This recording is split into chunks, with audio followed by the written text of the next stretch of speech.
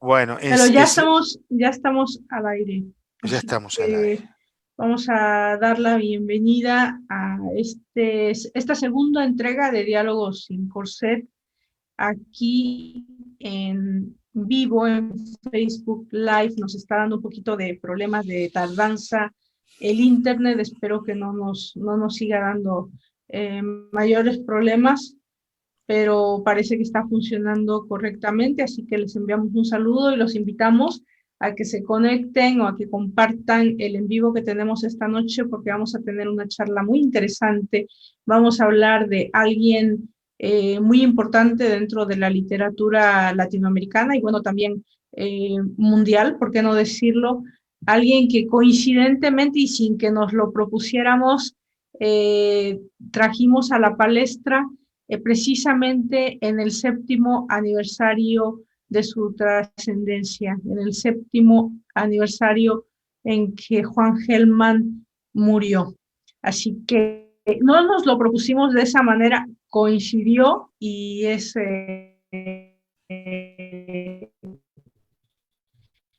ingrato porque nunca es grato recordar a alguien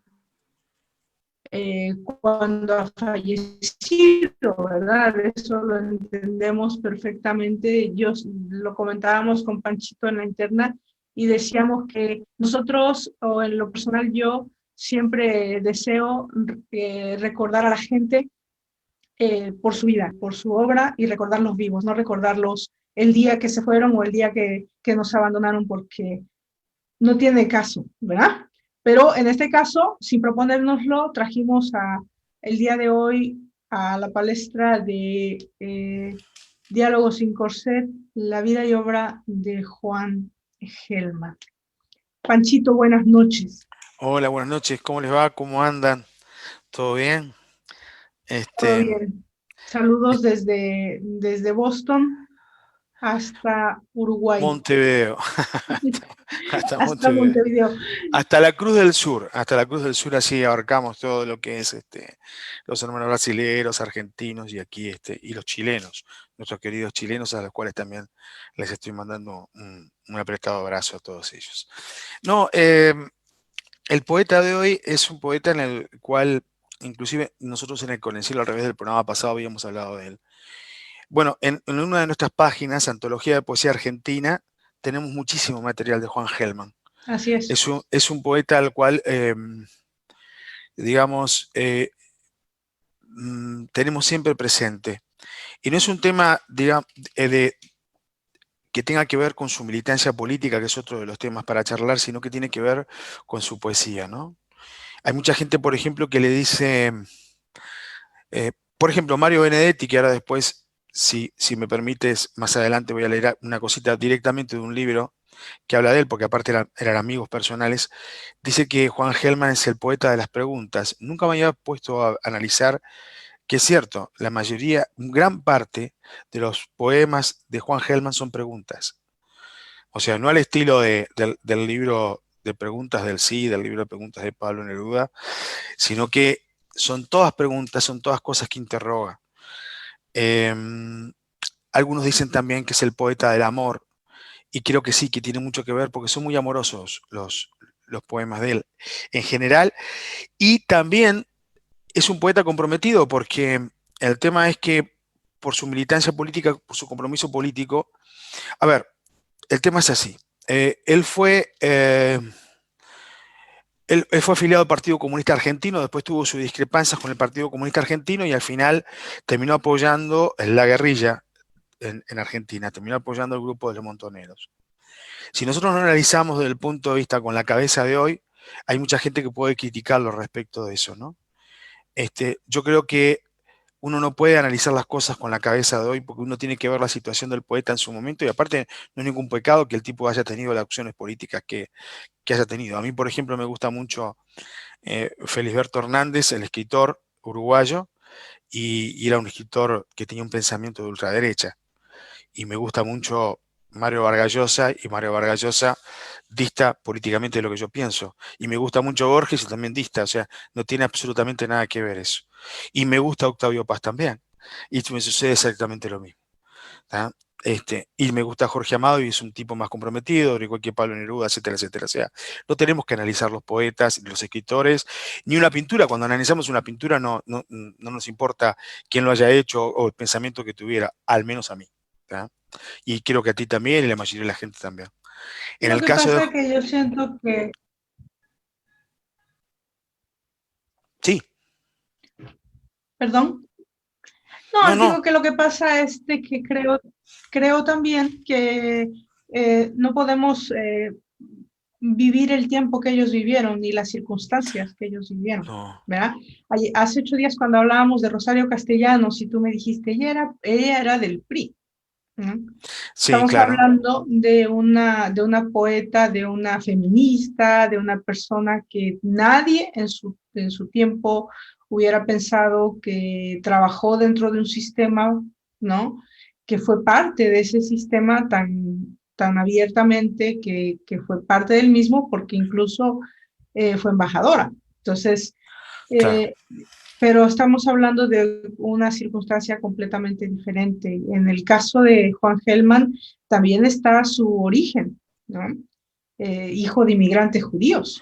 claro, sí, sí, sí. Entonces, ahí va tejiéndose la historia de cada artista, de cada poeta, de cada escritor, dependiendo de la vida que le tocó vivir y dependiendo de sus circunstancias. Yo también admiro mucho a Jorge Luis Borges, adoro la escritura de Jorge Luis Borges, me parece a veces, en ciertos momentos, hasta como una especie de iluminado, cuando leo algunas de las cosas que escribió y entiendo que muchos detractores, ¿verdad? Al respecto de eso, precisamente por su ideología, por su forma de pensar, que también se expresa mucho en su literatura, ¿no? Cuando habla de la historia, cuando habla de Argentina y hace algunas menciones y se hace notar, o sea, denota su ideología política y encuentra en ello muchos detractores, pero considero que al final de cuentas las obras que nos dejan son lo que debe de importar. Juan Gelman creo que su literatura está pues muy vinculada a su vida, eh, estuvo muy profundamente, una vida que estuvo pues muy marcada por el dolor, eh, pues, primero el exilio, luego la historia de su hijo, de su nuera, ¿no? Eh, esta cuestión del cautiverio en el que estuvieron ellos y el cautiverio en el que nació su nieta, ¿verdad? En el marco de este plan Cóndor.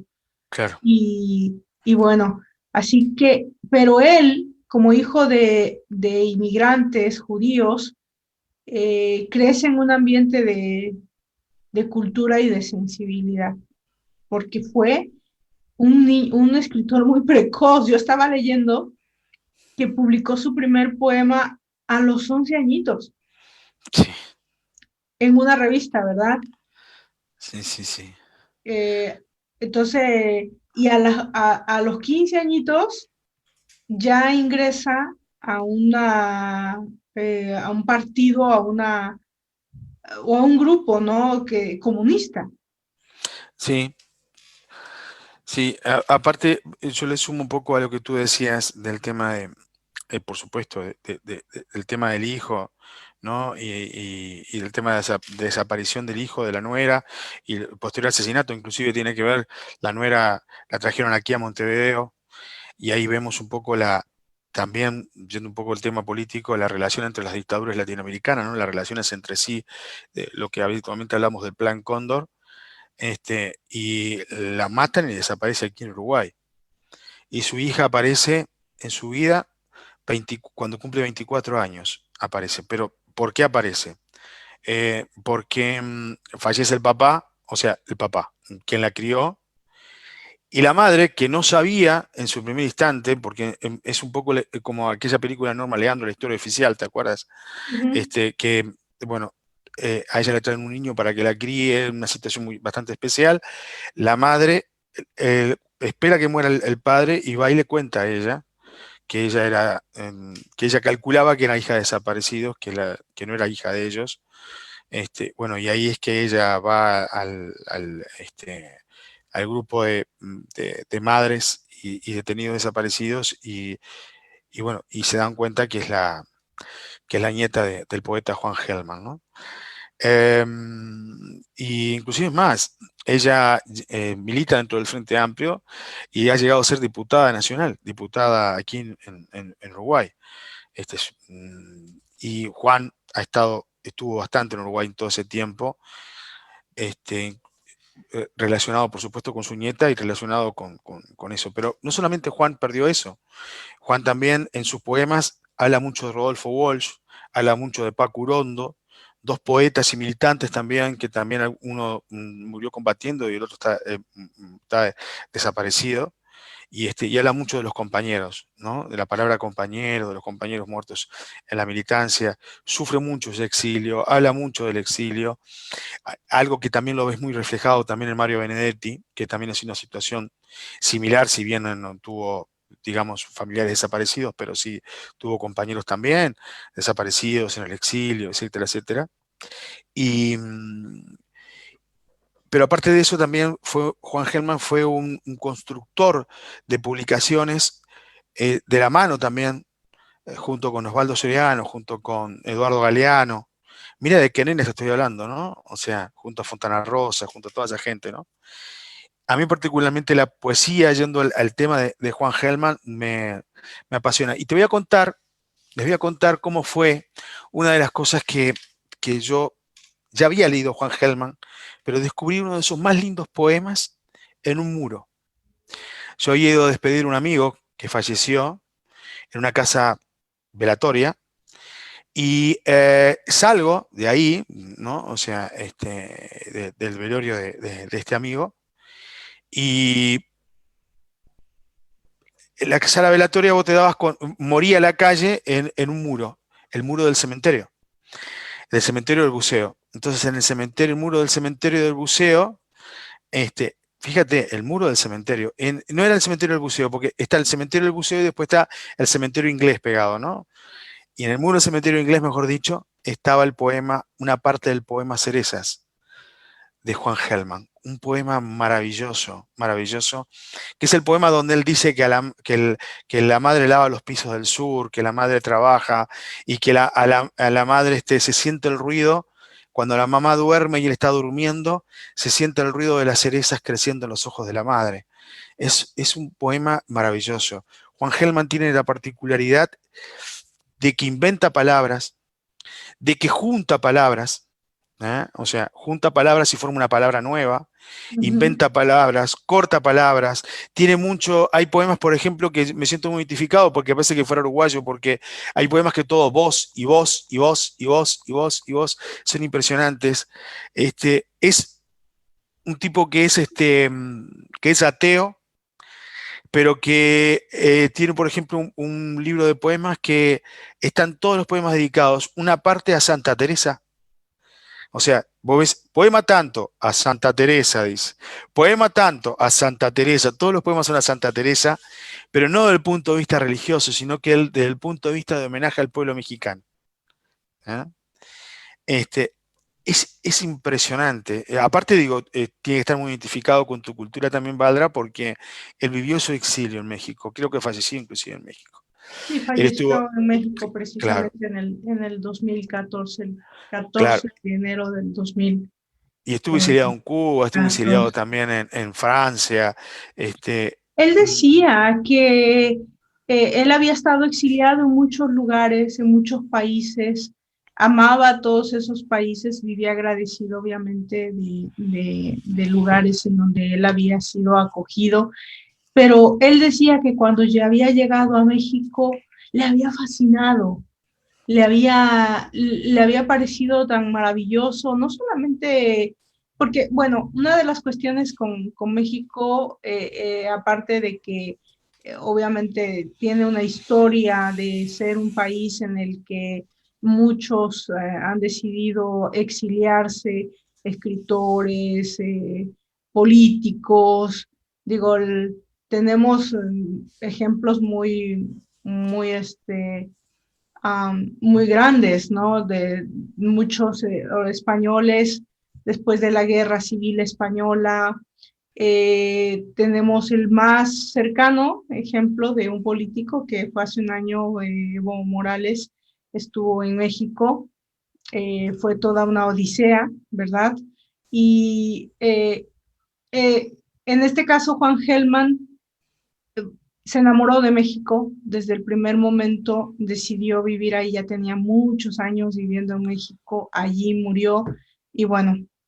Ustedes tuvieron un presidente en la Mm, década de fines de los 70 o los 80, si mal no recuerdo, que fue muy solidario con todos los exiliados, con todos los expulsados de su patria latinoamericanos.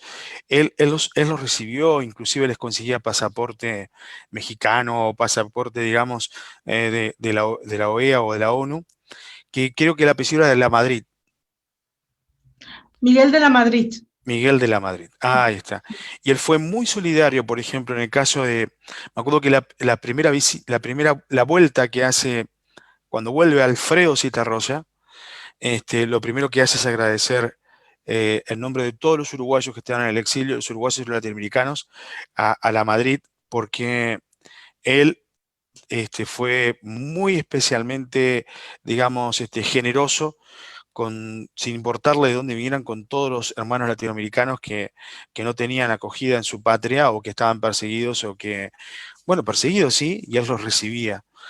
No sé, supongo que sería del PRI, capaz, no tengo ni idea de qué partido era la Madrid, pero sé que muchos estaban agradecidos, ni sé cómo fue la gestión de la Madrid, cuidado, pero sé que muchos estaban agradecidos con él por esos gestos que tuvieron en ese tiempo, muchos latinoamericanos. Esto es lo que yo les decía, amigos, a ver si llegan a verlo. Ahí dice, ahí lo ven. Santa Teresa, ¿ven? Un poema y el otro también a Santa Teresa. Sí. Este es uno de los libros, Citas y Comentarios, colección Visor. Visor es una de las colecciones más lindas de poesía que existen, tapita negra, ¿sí? Ustedes tienen, por ejemplo, muchos libros. Yo tengo, por ejemplo, Marguerite Yourcenar, tengo Juan Gelman, tengo León Felipe y otros más. Y otra colección muy buena también es esta colección de Lumen, que es una colección exclusiva de poesía, inclusive más, es la que viene con los libros pegados. Y aquí tienen también otros de los libros de... Tenía más, pero lo fui regalando, Valdra. No hay nada mejor que regalar los libros, ya recién comentábamos, los libros que a uno le gustan y que a uno les apasiona. Si tenés un amigo, un hermano al que quieras, le regalás los libros, ¿no? Y una nota que tiene este libro que dice: el 26 de agosto del año 1976, mi hijo Marcelo Ariel y su mujer Claudia, encinta, fueron secuestrados en Buenos Aires por un comando militar. El hijo de ambos nació y murió en el campo de concentración, en ese momento no sabía que estaba vivo. Como en decenas de miles de otros casos, la dictadura militar nunca reconoció oficialmente a estos desaparecidos. Habló de los ausentes para siempre. Hasta que yo no vea sus cadáveres o sus asesinos o a sus asesinos, nunca los daré por muertos. Esto fue en 1980. ¿Eh? En el 89 fue indultado, ¿verdad? Por el presidente argentino Carlos Menem, si mal no recuerdo, junto con varios exintegrantes de organizaciones guerrilleras, ¿no? Sí, sí, sí. Este, es impresionante. Y quería comentarles también, Mario Benedetti tiene este libro que es brillante. Este libro reúne, este es de Alianza 3. En este libro reúne casi todos los libros que hizo Mario Benedetti de crítica literaria, ¿no? Para que ustedes tengan una idea, se las hago cortita, para que tengan una idea, a ver si por acá está. Crítica cómplice, por ejemplo, les digo, tiene crítica de Felisberto Hernández, que recién se lo comentaba, de Juan Carlos Onetti, de Idea Vilariño, de Eduardo Galeano, de Cristina Peris Rossi. Después tiene de Rubén Darío, de Vallejo y Neruda, de Lezama Lima, de Julio Cortázar, de Augusto Rodastos, de Juan Rulfo, de Liceo Diego. Después te leo el de Juan Rulfo Valdras después. Sí, De Ernesto Cardenal, de Haroldo Conti, de García Márquez, de Carlos Fuente. Bueno, el de Carlos Fuente también, Valdras. De Paco Urondo, de Fernando Retamar, de Vargas Llosa, de William Faulkner, de Italo Svevo, de Marcel Proust. Bueno, es un libro recontra interesante. Y en el caso de, vamos al 215, les digo porque es muy interesante, él habla de Juan Gelman y dice: ante todo debo reconocer que Juan Gelman comenzó a interrogar y a interrogarse de sus primeros libros, Violín y otras cuestiones, el juego en el que andamos. Basta recordar poemas como Oración del Desocupado. Oración del Desocupado es uno de los poemas, la otra vez lo habíamos compartido, ¿te acuerdas, Valdra? Es uno de Sí. los poemas más impresionantes de él, ¿no? Donde él interroga e interpela a Dios. En la primera de esas obras, o Poemas con el Hijo, o Límites, o el primigenio Cholera Way, incluye preguntas y más tarde otras preguntas figuran en poemas. Existe, no obstante, estoy salteando un poco para hacerlo más corto, una apreciada diferencia entre aquel interrogador y el que luego indaga en hechos y relaciones. Bueno, sigue hablando de los poemas y dice, bueno, dice: de pregunta a pregunta va subiendo también el tono poético. Generalmente empieza con un motivo o una incitación realista, pero la segunda instancia es siempre más imaginativa que la primera y la tercera más que la segunda. Y así sucesivamente. Pero lo curioso, lo verdaderamente original en ese creyendo de ofertas, es que la interrogación última, por metafórica que resulte, siempre se vuelve comprensible y diáfana, debido a que la primera, por lo común, da la clave, la contraseña de esa espiral. Una muestra. Entonces se pone a leer un poema y dice: ¿y quién le va a velar? ¿Quién hará el duelo de esa sangre? ¿Quién le retira amor? Es un poema que es todo pregunta. ¿Quién le da olvido? ¿No está ella como un astro brillando amurada la noche? ¿No suelta acaso resplandores de ejército mudo bajo la noche del país? Y después, inclusive es más, interpela e interroga en uno de sus poemas a otros poetas, Juan Gelman. Entonces, él interpela por su posición política a Octavio Paz, a Alberto Giri, al propio cubano, Lezama Lima, amigo de Julio Cortázar, ¿no? Este, eh, es muy interesante y interroga mucho a Dios en muchas de las... Y después siempre pregunta por la ausencia de Paco Urondo, de su amigo Paco Urondo, de sus compañeros. Eh, bueno, habla de Gotán, que es uno de los libros más maravillosos que tiene también, ¿no? Pues era muy tanguero. Y los hermanos, bueno, después me voy a acordar. Hay un conjunto musical, un grupo musical, un argentino, que se dedican ¿cómo es? A musicalizar y a cantar poemas tanto de Mario Benedetti como de Raúl González Tuñón, que fue fuente de inspiración también de Juan Gelman, y como Juan Gelman. Yo lo veo mucho también, Valdra, en los poemas de Juan Gelman, como te decía recién. Por ejemplo, él tiene un poema que se llama Sidney West. Los poemas de Sidney West, por ejemplo, son bastante particulares, porque en realidad es un heterónimo que él utiliza. Pero mira el juego que él hace. Él dice que le pagaron por traducir los poemas de un escritor norteamericano que se llama Sidney West. Entonces, él lo que hace es la versión en español, traduciendo los poemas del poeta Sidney West. Pero Sidney West no existe, es él mismo que escribe esos poemas y utiliza ese artilugio fantasioso, ¿tá?, para justificar su heterónimo. Brillante. Es más, una de las particularidades y que llama mucho la atención es que él escribe como si hubiese visitado Estados Unidos, como si estuviera viviendo mismo en Estados Unidos. Y a ese momento no lo había visitado, El, no lo conocía. Y tiene mucho, si tú lo lees bien, o sea, y lo recordás, tiene mucho, tiene un aire parecido a, yo te decía recién, la antología de Spoon River, la antología de aquel de brillante escritor de Edgar Edgar Allan Lee Master. Yo le veo también en muchos de sus poemas que escribe sobre, por ejemplo, que habla sobre Argentina, pero que habla de los marineros, y habla mucho de Pedro Bromberg también, ¿no? Que es otro de los escritores maravillosos que también hemos compartido en Con el cielo al revés. Eh, yo creo que nos queda también, digo, si tenés por ahí, yo creo que capaz que tenés alguno, de compartir algún poema de Juan Gelman, porque es maravilloso. Nosotros el programa pasado en Con el cielo, te hice cansar, Valdra, porque te hice leer unos cuantos poemas. Sí, le dedicamos el anterior programa y tal vez hemos estado sin querer muy llenos de Juan Gelman en estos días. Tiene muchas etapas en su obra. Yo creo que fue cambiando.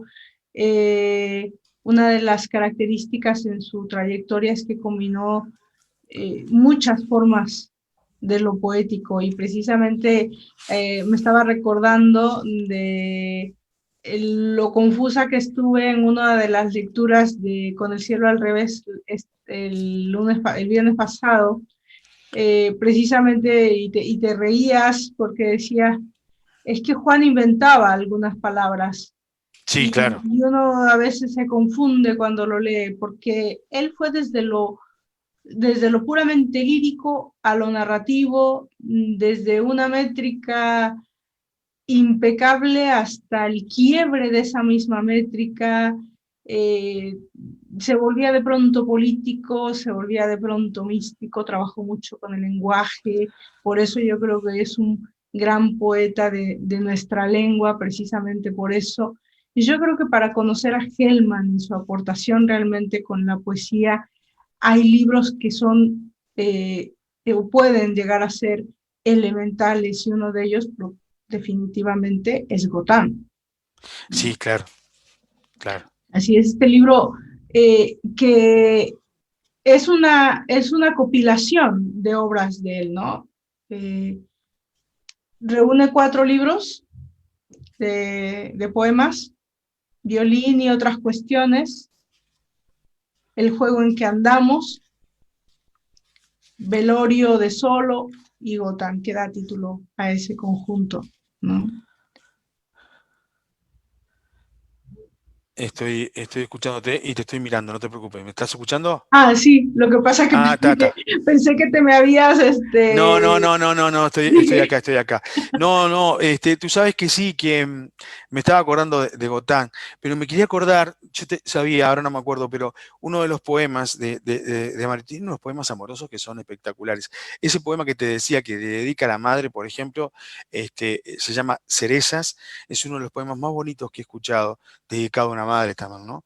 Porque en esa parte donde él dice que los argentinos hablan mucho de la pieza, por como cuarto ellos hablan de pieza, que dice que la madre lavaba las tristezas del mundo, dice lavaba el piso del sur. Es impresionante las imágenes, es un tipo muy cargado de imágenes, ¿no? Y ya te digo, de imágenes y imágenes ausentes. Yo lo que les quería mostrar, porque creo que visualmente tienen que ver, por ejemplo, lo que tú decías, miren cómo se paraba él, aquí tienen, a ver si, espera que voy a ver, voy a abrir porque es la manera que yo veo si lo ven. A ver. Ahí pueden ver un texto, uno de los textos. ¿Ven las separaciones? uh -huh. Ya. Ahí están las separaciones. Bueno, él separaba los poemas así. Aparte otra cosa, por ejemplo, a veces la gente cuando lee los poemas, que eso es lo que a mí me gusta, por ejemplo, cuando tú lees los poemas, Valdra. Y no estoy haciendo ahora, disculpen, no estoy haciendo un monólogo de elogio a Valdra, estoy simplemente dando la razón. Porque ¿qué es lo que sucede? Habitualmente la gente que lee poesía la declama la poesía. Y es un error. La poesía no está hecha para declamarla. ¿tá? Entonces, hoy por hoy tenemos la ventaja de que podés agarrar y podés escuchar el audio o podés escuchar ver, por ejemplo, en video a muchos poetas leyendo su propia obra. Por supuesto que si vamos a leer la obra de Pablo Neruda como la leía Pablo Neruda, nos vamos a dormir, porque Pablo Neruda tenía una forma bastante Era muy particular lento. y era muy lento, ¿no? Pero, por ejemplo, tú no puedes declamar así, eufóricamente, como hace mucha gente, los poemas de Juan Gelman, ni los poemas de Mario Benedetti, porque ellos tenían una forma No. particular. A mí, por ejemplo, escucharlo a Juan leer sus poemas es algo que me encanta. Me encanta. Vamos a compartir, no en este programa, pero en otro programa, les prometo, ya creo que lo hemos hecho con el cielo al revés, pero vamos a ver si podemos compartir algún audio, conseguimos algún audio de Juan leyendo sus poemas, y le vamos a avisar en algunos, como siempre tenemos este programa antes, le vamos a avisar en qué programa vamos a conseguir ese audio, ¿no? Así pueden ustedes apreciar a Juan leyendo sus poemas. No estoy diciendo que la gente que vaya a leer los poemas de Juan tiene que hacerlo como Juan lo hacía. Lo que estoy No. diciendo que habitualmente mucha gente tiene por costumbre de darle, digamos, demasiada énfasis a la poesía que lee y muchas veces no fue el espíritu del escritor darle énfasis, ese tipo de énfasis a su obra, digo, ¿no? Y los poemas de Juan Gelman son bastante meditados, bastante candenciosos, bastante profundos, como para que uno les dé ese tono altisonante que yo creo que Juan nunca le quiso dar. Yo no creo que nadie. En ese sentido, por ejemplo, si tú escuchas a Benedetti, por ejemplo, que me encanta escucharlo leer a Benedetti, o escuchas a Jaime Sabines, que tiene Sí, es cierto. videos de Jaime Sabines leyendo sus poemas. A mí en lo personal no me gusta, me gusta más Benedetti que Sabines leyendo sus poemas. Al que sí no me gusta definitivamente es Pablo Neruda. Yo creo que ninguno de sus poemas, ninguno de los poetas realmente cuando están escribiendo, cuando están realizando, cuando están escribiendo sus poemas, tienen en la mente o tienen en el sentido ese énfasis que muchas veces les queremos dar los declamadores de poesía. Yo digo que son los declamadores porque hay los lectores de poesía y los declamadores de poesía, ¿verdad? Yo creo que la poesía debe de sentirse, y también debe de transmitirse, pero hay una forma de hacerlo, ¿verdad? Yo me recuerdo mucho cuando, creo que fue en el 2012, hubo una presentación de una reedición de una obra de Hellman que se llamaba Cholera Way, Sí, claro. que le preguntaron bueno, este es uno de los primeros libros de la obra de Juan Hellman, y él decía que él tenía como ese sentido de impotencia porque los cubanos habían hecho su revolución y en Argentina no habían hecho absolutamente nada, y que por eso el libro se titulaba Cólera Boy, porque era una cólera, una impotencia eh, que no podía sacar de otra manera, ¿verdad? Hay que recordar que cuando tú escribes, estás haciendo una simbiosis, estás eh, tratando de externar lo que sientes. Entonces, eh, en ese sentido, cuando un poeta lee sus propios poemas es muy interesante, porque los está leyendo alguien que lo sintió, cosa que no puedes hacer. Yo, por ejemplo, puedo leer un poema de Jaime Sabines, que uno de mis poemas favoritos, que es Los Amorosos, Sí, y no puedo sentir lo que es de decir los amorosos callan, el amor es en silencio perfecto, el más sublime, el más sutil, ¿no? Los amorosos buscan, los amorosos son la hidra del cuento. Es maravilloso ese poema, por sí, cierto, es maravilloso. pero Te me fuiste. es escucharlo en él, de verdad, los recomendamos, vayan y busquen poesía de Hellman, leída por Hellman, y les va a encantar. Si tú me permites, este era el poema que yo te decía. Está ¿Estás, dedicado a Pancho? Liz. Sí, estoy. ¿Me ves? ¿Estás o te perdiste? No, estoy, Uh -huh, estoy. No te veo a ti, ¿me ves? uh -huh. Sí, sí, incansable, ¿eh? ¿Eh? Sí, ¿Me ves? Ah, está, bueno. sí, sí, te veo.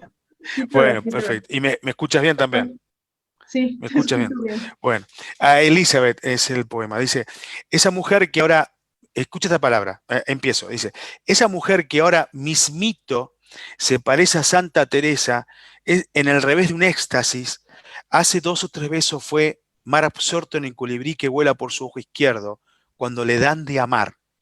Y un beso antes todavía, pisaba el mundo corrigiendo la noche, con un pretexto cualquiera. En realidad, es una nube a caballo de una mujer, un corazón que avanza en elefante cuando tocan el himno nacional y ella rezonga como un bandoneón mojado hasta los huesos por la llovizna nacional. Esa mujer pide limosna en un crepúsculo de ollas que lava con furor, con sangre, con olvido. Encenderla es como poner en la vitrola un disco de Gardel. Caen calles de fuego de su barrio irrompible, y una mujer y un hombre que caminan atados al delantal de penas con que se pone a lavar, igual que mi madre lavando pisos cada día, para que el día tenga una perla en los pies, es una perla de rocío. Mamá se levantaba con los ojos llenos de rocío, le crecían cerezas en los ojos y cada noche los besaba al rocío. En la mitad de la noche me despertaba el ruido de sus cerezas creciendo. El olor de sus ojos me abrigaba en la pieza. Siempre le vi ramitas verdes en las manos con que fregaba el día, limpiaba suciedades del mundo, lavaba el piso del sur.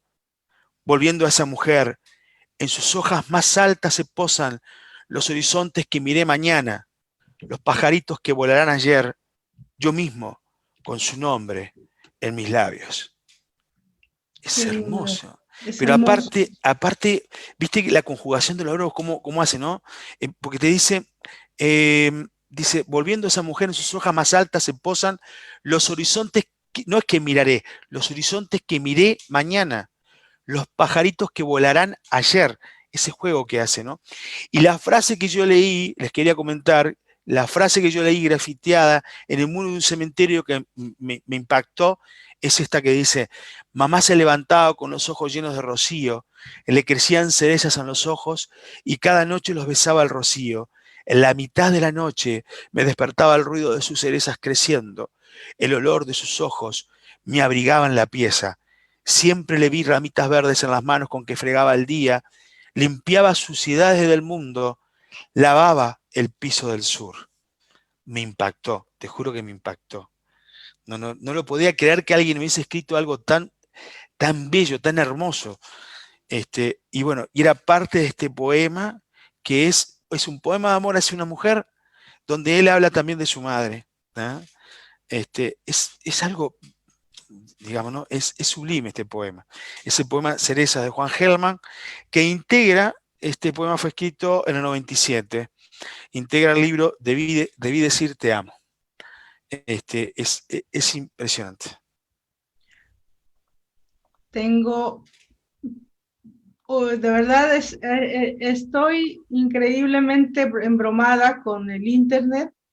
Yo espero Sí, que me sepan perdonar, disculpar, porque estoy muy embromada con el Internet, se está cortando demasiado.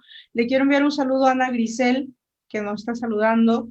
Un abrazo para Ana y también para Lilian Pérez, que nos está viendo también. A ver, estoy saludando aquí, estoy viendo a las personas que están conectadas. No puedo entrar definitivamente, pero bueno, volviendo a lo que mencionabas con respecto a Hellman. estás así como yo digo, ¿no? Estás apretadita así y no podés moverte para los costados porque te mueves para allá y te desconectás. Te mueves Sí, para allá y te desconectás. Yo digo algo que yo digo en la interna que va a sonar medio escatológico, pero siempre digo, estoy como guricito cagado, no me puedo mover para los dos lados porque, bueno, me pasa eso a mí en internet habitualmente y es lo que te está pasando ahora, ¿no? Cuando hacemos con el cielo al revés, también me meto ahí y no puedo moverme, no puedo ver nada porque si entro y cometo el error de moverme o publicar algo, marché. Es real. Bueno, me decías de Gotán, Gotán es el que te gusta. bueno, en realidad la poesía de Juan Gelman a mí me apasiona. Sí. Lo considero uno de los más grandes precursores y defensores de la poesía latinoamericana. Es uno de los más representativos para nosotros porque no tiene una poesía rebuscada, no tiene una poesía eh, llena de, tú sabes, una poesía que sea poco comprensiva, es una poesía amorosa, es una poesía que te lleva profunda. Yo diría que instantáneamente, en el momento en que tú lees un poema de Juan Gelman, te sientes identificado, porque todo lo escribió, creo yo, o así lo considero, eh, por una por una cuestión de su vida, por una cuestión, es uno de los escritores que más escribe con relación a sus experiencias de vida. Cada uno de sus poemas tiene algo que ver con él, con algo de su dolor, con algo de su partida, con algo de su amor, con algo de su desamor, con algo de lo que ha perdido, de lo que perdió en la vida. Estoy hablando de él como si estuviera todavía vivo. Y para muchos, eso fue lo que lo llevó a ser un escritor con tantos premios. Fue uno de los escritores pues más premiados. Tuvo una vida muy larga también, fue un escritor que vivió muchos años, ¿no? Pero fue un escritor también muy premiado. Una de las características más importantes de Hellman o de los reconocimientos que tuvo fue, creo que en el 2007, si mal no recuerdo, tuvo el premio Cervantes. Y yo creo que perdón. No, soy yo que maté un mosquito, que me lo tenía acá en el hombro. Me tenía como loco.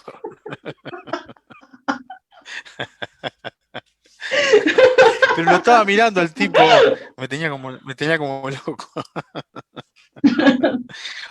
Un zancudo, como le dicen mis amigos chilenos, un zancudo. Ahí va a estar Isabel o Orieta y se van a reír. Hablando de la obra de Hellman, atravesada por el dolor y la dictadura, Pancho acaba de asesinar a un Mosquito. mosquito. No, te comentaba que también tenía otra cosa, ¿no? Que él hacía ejercicios, por ejemplo, él tenía poemas que se dedicaba, decía, bueno, lo voy a hacer en forma de soneto del siglo tanto, y escribía los poemas en eso, ¿no? No nos olvidemos también que nosotros, tú hoy hablabas del origen de él y del origen judío, y uno de las lenguas judías antiguas que tiene que ver con el castellano también, ¿tá? Es la poesía sefardí. ¿Te acuerdas que nosotros inclusive llegamos a compartir música y hablamos en más de una oportunidad de la poesía sefardí? Y él escribió un libro, Dibajú, donde él lo hace en forma bilingüe y escribe en sefardí y hace la traducción en español de sus propios libros, ¿no? De su propia poesía. Eso también es un ejercicio bastante importante. El sefardí tiene mucho por supuesto, palabras que tienen que ver con el hebreo, pero tiene mucho también del catalán y tiene mucho también del portugués y del castellano antiguo. Es un idioma con el cual se comunicaban los judíos en España, que lo inventaron los judíos, y bueno, y él lo tomó de la raíz de su familia, ¿no? Y también escribió poemas en ese sentido, digo. Así que es bastante particular. Es más, tiene un libro de poemas también que no tiene forma de poesía, que son relatos. Como por ejemplo, cuando hablamos de Juan Ramón Jiménez, dijimos que Platero y yo, él lo clasificaba como un libro de poemas, más allá de que no tuviera, digamos, el formato de poesía. Bueno, él tiene un libro también, que ahora no recuerdo el título, hoy me acordaba, donde él escribe y escribe crónicas, y son poemas en realidad, pero él lo escribe de esa manera. O sea, era un tipo que se ejercitaba y hacía poesía. Bueno, ya vimos cómo, ya les mostré gráficamente cómo escribía, ¿no? Lo único que yo no le descubrí a Juan Gelman fue poemas al estilo dadaísta, ¿no? Esos poemas donde los poetas dibujaban, formaban dibujos con sus poemas, tú los ubicás, que formaban, por ejemplo, dibujos, formaban vasos, formaban dibujos raros. Eso él no lo hizo, o por lo menos yo nunca leí poemas de ese estilo así de él, ¿no? Pero después incursionó en cuanto a ejercicio poético se pudiera inventar. El tipo era la fuente de la vida de él, ¿no? Escribía, escribía, escribía. Era una cantera inagotable de poemas de amor y poemas de derrota, Valdra. Porque él tenía eso también, mucha poesía de derrota. Una derrota que era una derrota dolorosa, no era una derrota cargada de venganza. Era una derrota que tenía cierta esperanza en el futuro, ¿no?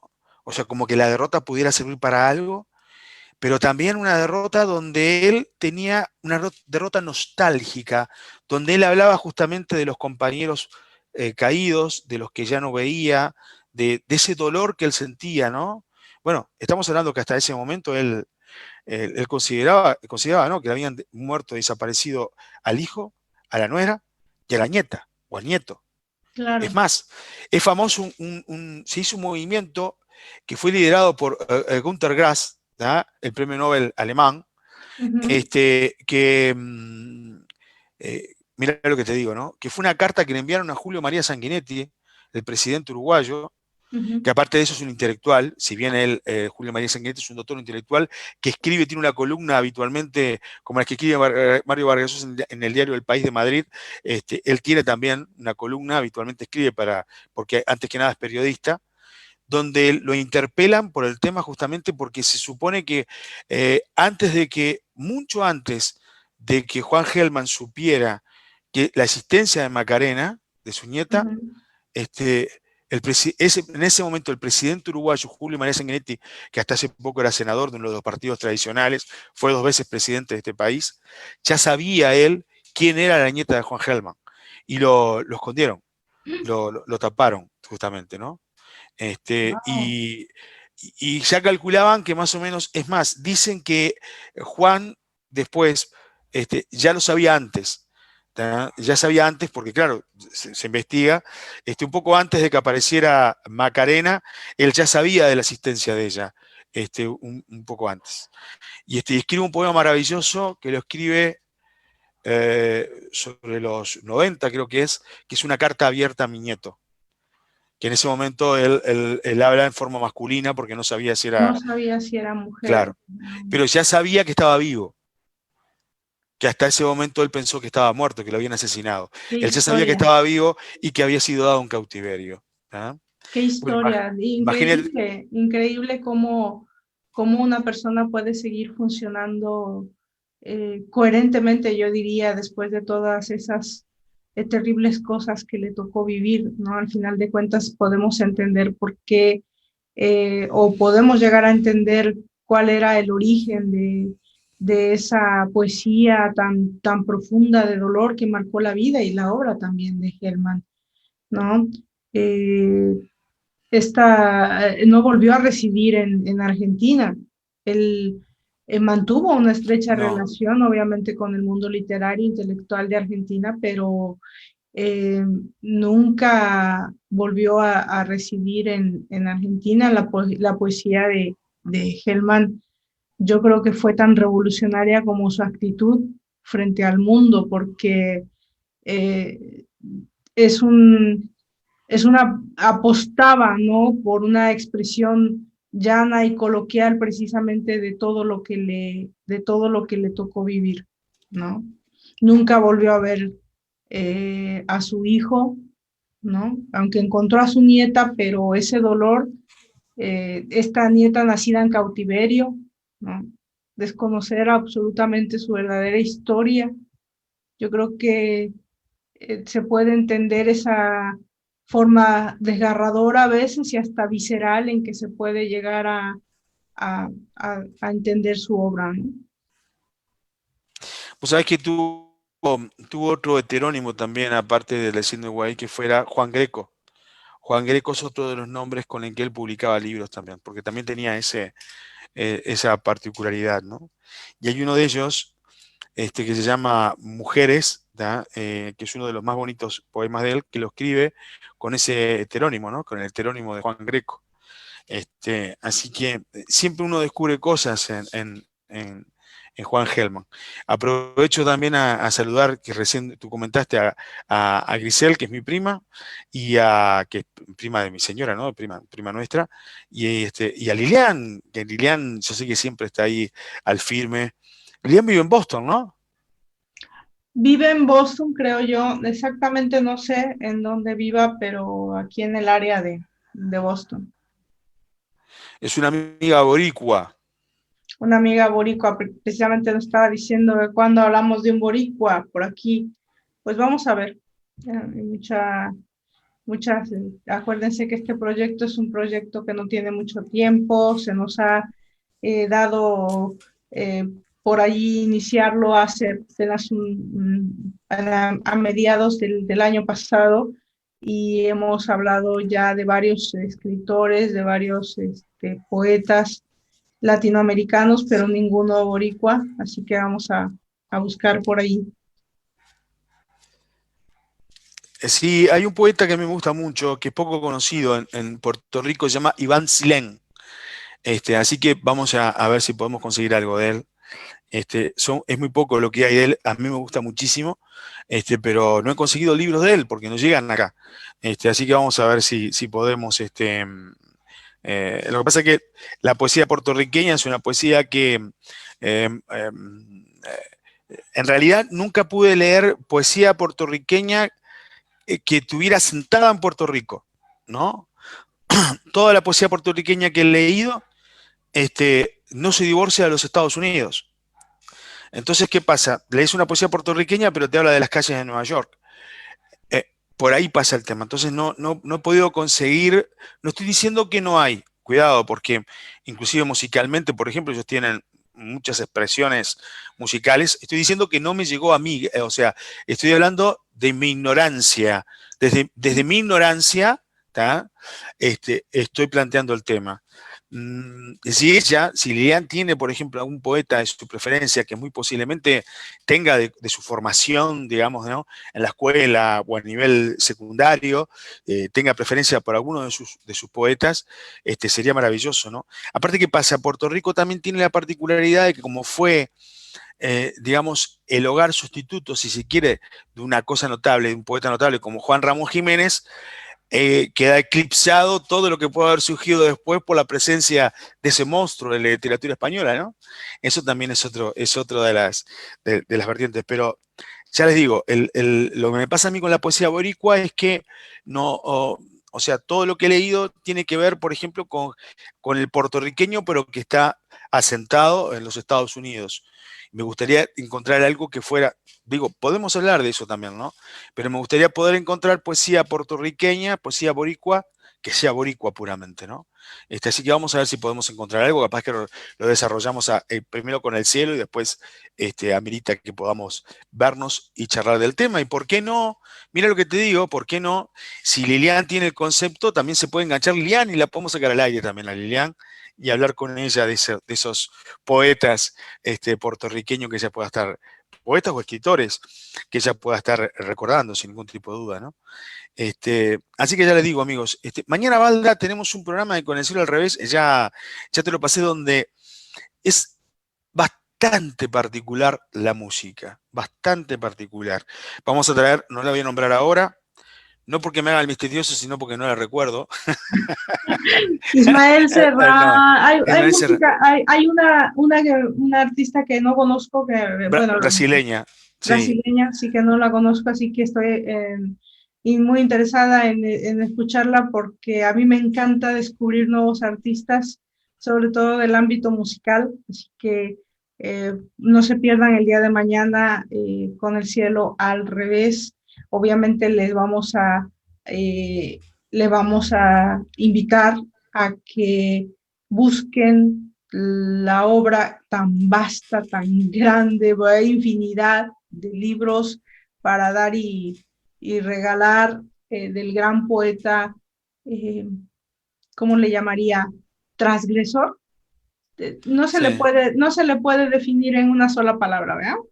A Juan Gelman, pero si hubiera que buscarla, yo diría que fue uno de los poetas más transgresores, eh, esta forma de crear su poesía, de hacer un espacio en donde se iba y se quedaba, donde había escritos urgentes, donde había esa expresión tan llana, tan coloquial, y por otro lado ese enojo, esa lucha por los derechos humanos también. Así que busquen, hay poesía reunida, hay libros de poesía reunida de Juan Gelman.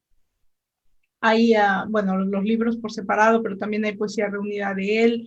Hay mucha literatura, crítica literaria también de él. Así que hay mucho de dónde escoger en cuanto a para mí, a lo mejor me equivoco, pero yo creo que fue el más grande poeta de su generación. Así que, y bueno, no quiero demeritar para nada a su generación, por supuesto. Ya tendremos oportunidad de hablar de César Vallejo, de Raúl González Tuñón. Ya vamos a tener tal vez la posibilidad de hacerlo pero para mí, sin demeritar la obra de Galeano, de Octavio Paz, de Gabriel García Márquez y todo esto, yo creo que Juan Gelman, eh, por su actitud frente al mundo, es el más grande poeta de su generación.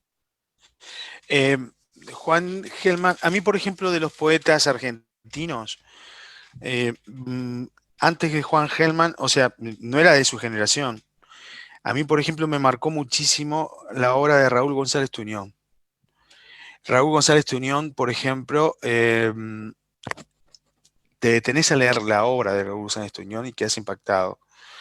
Me pasó que después descubrí a Pedro Brumberg y que fue fuente de inspiración de Raúl González Tuñón y también quedé impactado, pero no, no como Raúl González Tuñón. Raúl González Tuñón fue, eh, vos leés los poetas luego de leer a Raúl González Tuñón, los que vinieron después, y todos tienen algo de Raúl González Tuñón.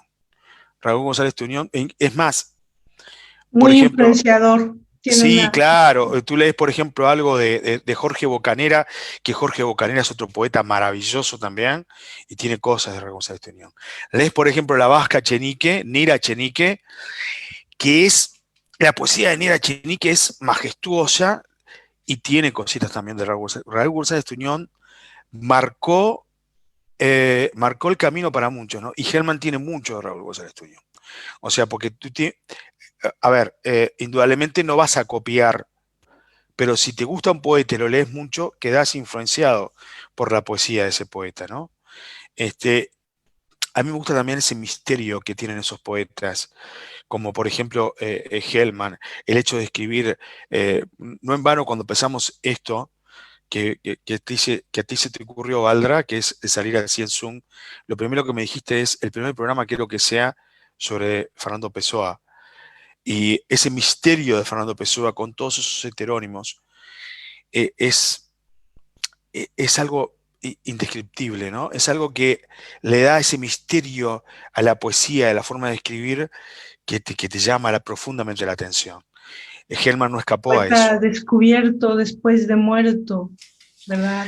Sí, claro. Y tan extraordinario en ese sentido, el que se encuentren en una caja, es como de película, ¿verdad? Esta situación en que se encuentran todas sus obras, todas desparramadas, todas abiertas completamente, porque él era de otra, yo siempre he dicho que Fernando Pessoa era un ser de otra dimensión, ¿verdad? Pero Sí, bueno, claro, claro, pero aparte de eso, fíjate que descubrir esa arca, ese cajón con eso, ¿no?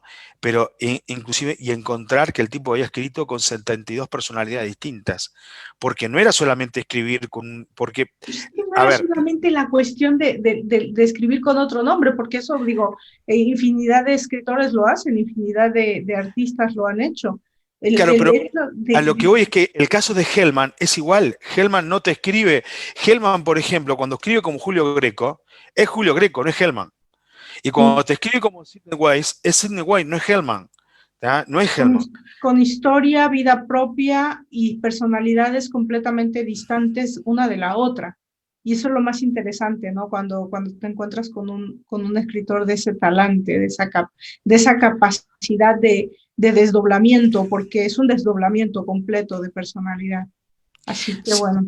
A ver, Sí, también por cuando ejemplo, hablamos de Juana Bugnosi, tenemos que buscar este grupo que se llamaba el Pan Duro, ¿no? el pan duro, sí. Sí, Ya. sí, sí. El pan duro, sí, el grupo maravilloso también. ¿Qué te iba a decir Y por ejemplo, otro que es maravilloso también es, por ejemplo, la anécdota esa de cuando Pablo Neruda. Yo tengo libro, ya lo he mostrado varias veces, pero después lo voy a mostrar nuevamente. Tengo un libro editado donde te dice, no, creo que te lo mostré a ti, donde el libro de Lozada que dice, los versos del capitán, autor anónimo. ¿Eh? Porque, ¿qué pasa? El tipo estaba, mirá la bandideada, ¿no? Como estaba casado y tenía intereses con Adelia del Carril, intereses económicos, él le escribió en un libro de poemas a Matilde, pero Adelia no se podía enterar. Entonces, ¿qué hizo? lo escribió, inventó una carta donde supuestamente una mujer que, se me está yendo todo, ahora sí, una mujer recibe una carta al editor donde una mujer le dice que esos poemas se los que escribió un enamorado que ella tuvo marinero, lo publican, estoy seguro que el tipo sabía que era de Neruda, pero lo publican con toda esa fantasía y le ponen autor anónimo. Eran los versos del capitán, punto. Y después la gente se dio cuenta, la gente que los expertos, los que leen, los expertos en el tema, se dieron cuenta que esto es Neruda, porque las imágenes eran todas nerudianas, ¿no? Bueno, otra historia maravillosa de la literatura, ¿no? Y hay, pero para hablar. Yo siempre digo, no hemos abordado mucho los poetas chilenos porque estoy tratando siempre, tratando de convencer a una amiga chilena que tenemos en común, a ver si se prende a hablar de todos estos temas, ¿no? Así que tengo ahí poder hablar de los poetas chilenos, ¿no? Quiero hablar de Jorge Tellier, queremos hablar de Jorge Tellier con ella, queremos hablar de Lin, queremos hablar de Nicanor Parra, queremos hablar de varios autores con ella, que es la que dirige, estamos hablando de nuestra amiga Orieta, la página de antología de poesía chilena, que lo hace en forma brillante, ¿no? Y hablar de nuestro querido Pedro de Mebel, y bueno, y ver qué es lo que pasa. Simplemente eso. Amigos, los esperamos mañana. ¿Cómo estuvo la libélula esta semana, Valdra? Estuvimos celebrando ayer precisamente al gran Frank Sinatra y me encantó. En Feeling Good, A mí sí. qué me pasa que cuando hago Feeling Good me reencuentro con una música que yo creo que yo tuve otra vida en donde yo tuve que haber vivido por ahí en Luisiana o en el sur de Estados Unidos o algo así, porque me encanta esa música. Y le trajimos a Frank Sinatra el día de ayer, me reencontré con él, con su historia, con esas historias detectivescas de su vida amorosa, todo lo que sucedía alrededor del gran Frank Sinatra. Y el día martes en la Libélula nos encontramos con la trova mexicana, con Fernando Delgadillo, que me trae también muchos recuerdos de aquella época de mi juventud en México. Así que fueron dos programas muy lindos, están en nuestro canal de podcast si los quieren volver a escuchar. Y el día sábado, porque no lo vamos a hacer el viernes, el día sábado sale la tercera temporada de Mente Abierta. Estoy muy contenta, ha sido una experiencia, sigue siendo una experiencia muy interesante. Entra la tercera temporada de Mente Abierta, así que los invito a que busquen en el canal de YouTube de Mente Abierta Podcast, y si no han visto ninguno de los videos, hay 20 videos disponibles de 20 historias que tuvimos, 10 en la primera temporada, 10 en la segunda, y la tercera temporada viene con 20 capítulos, así que no se lo pierdan. Y el día de mañana también con un programa literario musical muy interesante, así que los invitamos a que no se desprendan de la Zona Libre Radio. Mañana vamos a contar un poco la historia, una historia un poco íntima de Agatha Christie, ¿no? Que también da la casualidad que esta semana hizo también el aniversario de Agatha, pero no fue casualidad también, digo, no fue una cosa hecha de profeso. Y musicalmente vamos a traer la música de Aurea Martins, es una cantante brasileña poco conocida, en general fuera de Brasil. Con Brasil pasa que como es tan grande, es un continente dentro de un continente, y donde tienen la ventaja de que son el único país que habla otro idioma fuera del idioma que se habla en todo el continente americano, que es el portugués, y que, digamos, algunos de esos países tienen mayor o mayor, mejor dicho, estrechamiento si bien no hablan el lenguaje, tienen comprensión del lenguaje. Tenemos la ventaja nosotros uruguayos de que hay muchos uruguayos que, si bien no hablan el portugués, lo entienden, y es un idioma que es vecino y que estamos acostumbrados. Pero ¿qué pasa? Siempre estamos descubriendo, son tan vastos que hasta ellos mismos descubren artistas que no conocían. Bueno, y vamos a hablar de eso. Y les vamos a traer también una artista africana que es de una nación, creo que es Guinea, si no me equivoco, que toca un instrumento bastante raro, Valdra, porque es como una especie de arpa que suena rarísimo. En realidad es una artista que no es africana, es de descendencia africana, pero nació en el Reino Unido, nació en Londres.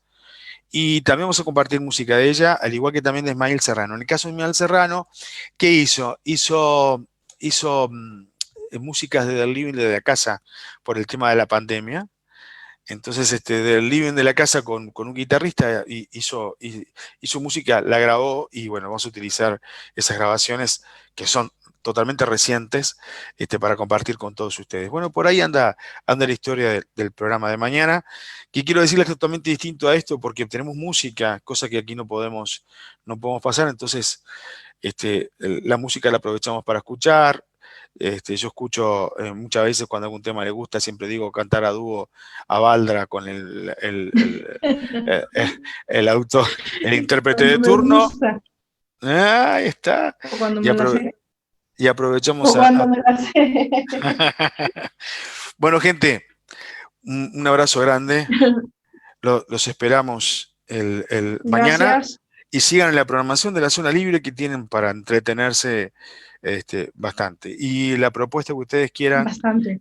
estamos a las órdenes y nos encantaría que participaran aquí con nosotros. Valdra, un beso grande a Nancy Ashkier, que fue que estuvo participando aquí con nosotros, nuestra amiga desde Argentina, que yo lo voy a decir, los hombres no tenemos por costumbre decir cuánto cumple una dama, pero ella está muy orgullosa. Siempre dice que escondía su edad, pero está muy orgullosa de la edad que cumplió esta semana, porque aparte entre nosotros no le aparenta absolutamente para nada, ¿no?